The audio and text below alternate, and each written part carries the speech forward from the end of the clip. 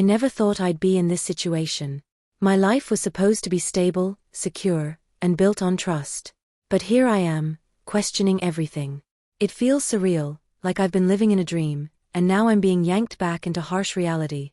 I'm thinking of leaving my husband, but divorce isn't an option, at least not right now. But the betrayal is so deep, and the consequences of his actions so devastating, that I'm left wondering how we're ever going to recover from this. I'll start from the beginning. My husband, Ethan, and I have known each other since we were teens. We dated briefly when I was younger, but it didn't work out because of our age difference. Still, we remained close friends, best friends really, throughout the years. We supported each other through our separate marriages, both of which ended disastrously due to manipulative and abusive ex-spouses. Our shared experiences drew us closer, and by 2017, we started dating again. It felt right, like the universe was finally aligning for us. We moved in together in 2020, and in the fall of 2021, we got married. It was a small, intimate ceremony, and I truly believed that I had found my forever person. I had absolute faith in him. He had been my rock for nearly 2 decades. I trusted him completely, so much so that I let him handle all of our finances. He's great with numbers, and after his ex-wife nearly drove him into financial ruin with reckless spending, I thought he was the responsible one. We had a few disagreements, mostly about our sex life, but I thought our marriage was solid. That's what made everything that came later such a gut punch. Things started to unravel earlier this month when we received a certified letter about unpaid rent. That letter was the first domino to fall, sending my world crumbling. The amount due was over $3,000, money I didn't even realize we owed. Panic set in as I scrambled to figure out what had happened. When I dug through our joint bank account records, I found countless charges, dozens, sometimes multiple in a day, made to random names. My stomach sank. I confronted Ethan when he got home. At first, I thought the issue was just financial, that maybe he had been careless with spending or had fallen victim to some scam. But when I asked him to explain the charges, he broke down and told me everything. He confessed that he had cheated on me. Not just emotionally, but physically. The affair had started before our wedding, when he had gone to visit an old friend in another state. At the time, I trusted him completely, despite my insecurities. He had reassured me that it was a simple visit, and I believed him. But they had slept together. What's worse is that their affair didn't end there. They continued to sext and exchange nude photos for months, right up until 2 days before our conversation, and a day after we had had an incredible intimate night together. It felt like the ground had been pulled out from under me. How could he have been living this double life for so long? As if that wasn't enough, he admitted that the strange charges I found weren't from random purchases, they were from camgirls. He had been spending money on adult content, draining our bank account until we couldn't even pay rent. And it wasn't just a few dollars here and there.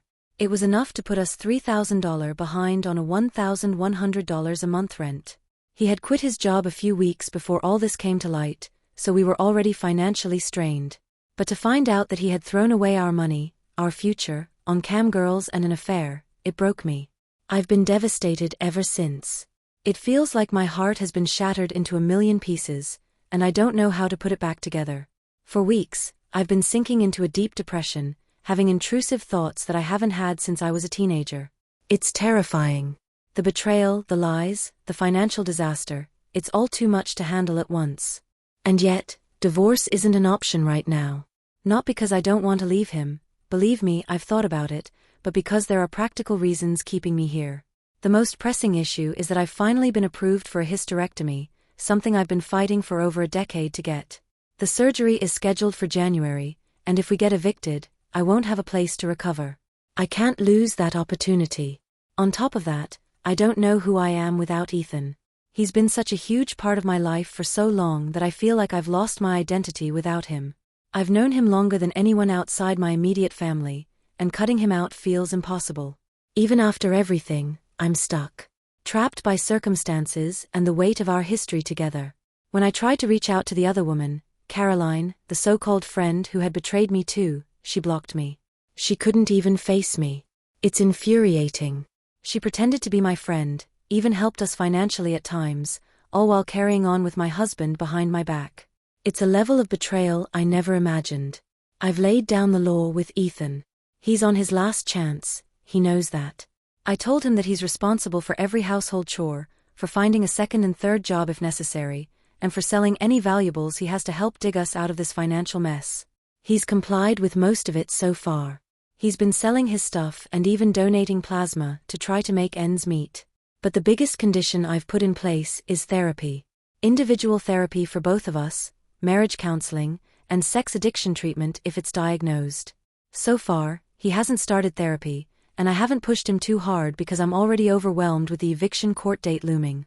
I can't handle much more at this point. I'm terrified of what the judge will say, and I'm praying that we'll be allowed a payment plan so we can stay in our home.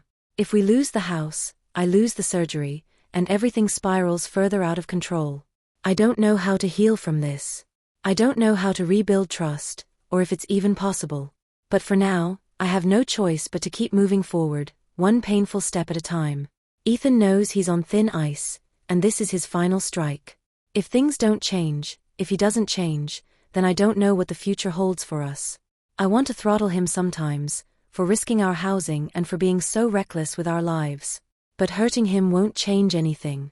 It won't make the money magically reappear, and it won't fix what's broken between us.